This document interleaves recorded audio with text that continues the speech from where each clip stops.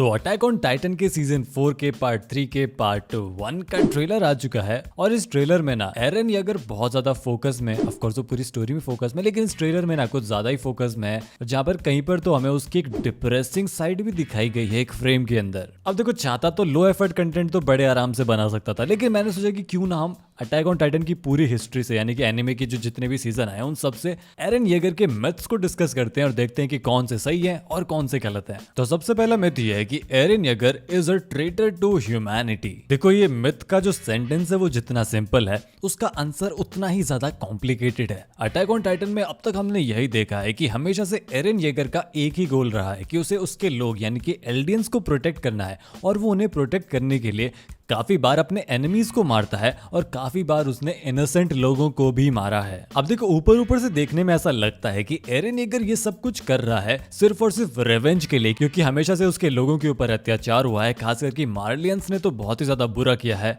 Titans ने हमेशा attack किया है, तो सिर्फ और सिर्फ इसका बदला लेने के लिए वो बाहर जाकर अटैक करता है, लोगों को मारता है। लेकिन ऐसा नहीं है, वो एल्डियंस को बचाना खुद की रिस्पॉन्सिबिलिटी समझता है। उसे लगता है कि उसके जो लोग हैं उनकी प्रोटेक्शन वही कर सकता है, क्योंकि वो बहुत ज्यादा पावरफुल बन चुका है और वो प्रोटेक्शन के लिए इस लेवल पर जाने को तैयार है जहां पर वो अपनी जान भी दे सकता है और अपने मोरल कोड को भी तोड़ सकता है, जो कि उसने तोड़ा भी है। लेकिन इसका ये मतलब बिल्कुल भी नहीं है कि एरन येगर जो कुछ भी करता है वो जस्टिफाइड है। ऐसा नहीं है, उसने बहुत सारी गलत चीजें भी करी है, लेकिन उसके दिमाग में एक ही गोल है कि उसके लोगों की प्रोटेक्शन। रिवेंज बाद में आता है। तो हाँ, अगर सिर्फ और सिर्फ रिवेंज की बात होती तो हम मान सकते थे कि Eren Yeager is a traitor to humanity, लेकिन यहाँ पर उसका पहला गोल है प्रोटेक्शन एल्डियंस की, और इसी के लिए ये जो मिथ है ये गलत प्रूव होता है। अगर आप लोग मेरे पर्सपेक्टिव से एग्री करते हो तो अच्छी बात है, लेकिन अगर आपका कुछ और पर्सपेक्टिव है तो कमेंट सेक्शन में बता सकते हो। अब मेरे इसी एक्सप्लेनेशन से अगला मिथ निकल कर आता है कि एरन येगर का हमेशा से यही प्लान था, एल्डियंस को प्रोटेक्ट करना। मेरे ख्याल से ये मिथ गलत है, मैं बताता हूँ क्यों। जब ये सीरीज स्टार्ट हुई थी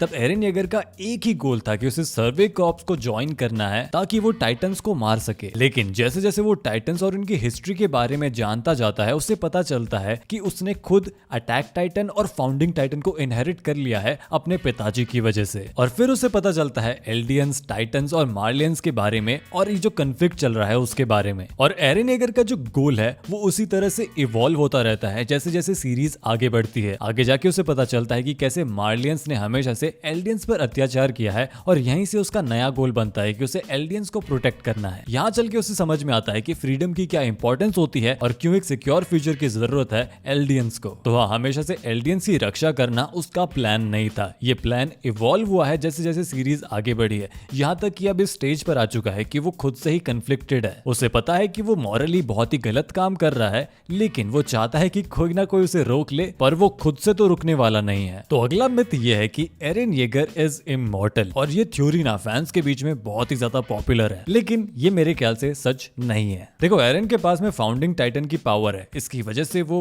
पुराने सभी टाइटन्स की मेमोरी देख सकता है, वो टाइटन्स को कंट्रोल कर सकता है। लेकिन हमने सीरीज में देखा है कि बहुत बार वो मरते मरते बचा है, उसके हाथ पैर भी कट चुके हैं काफी बार। यहाँ तक कि अटैक ऑन टाइटन के पूरे यूनिवर्स में हमने बहुत सारे कैरेक्टर्स को मरते हुए देखा है, और हमें एक भी ऐसे कैरेक्टर के बारे में नहीं पता है जो अभी तक जिंदा हो काफी ज्यादा सालों से। यानी कि इमॉर्टल इसमें कोई भी नहीं है, या कह लो कि इमॉर्टलिटी अटैक ऑन टाइटन के यूनिवर्स का पार्ट ही नहीं है। देखो, इमॉर्टलिटी जो सब्जेक्ट है ना, वो अटैक ऑन टाइटन के यूनिवर्स में एडजस्ट ही नहीं होती है, वो इस यूनिवर्स को मैच ही नहीं करती है, क्योंकि यहाँ पर मॉर्टेलिटी है जिसकी वजह से स्टेक्स बहुत ज्यादा हाई हैं, क्योंकि एक यूनिवर्स है या फिर एक जगह है जहाँ पर टाइटन्स अटैक करते हैं, और उस जगह को डेंजरस क्या बनाती है? मॉर्टेलिटी। लोग मरेंगे तभी तो वो जगह डेंजरस होगी। हालांकि जिन फैंस के बीच में ये थ्योरी पॉपुलर है वो मेरी इस बात से कभी एग्री नहीं करेंगे कि एरन येगर इमॉर्टल नहीं है। अब बस देखना ये है कि सीरीज किस तरह से एंड होती है, क्या पता एरन येगर मर जाए आखिर में, मुझे नहीं पता, मैंने मांगा नहीं पढ़ी है। अगला मिथ है कि एरन येगर फ्यूचर देख सकता है। अब ये मिथ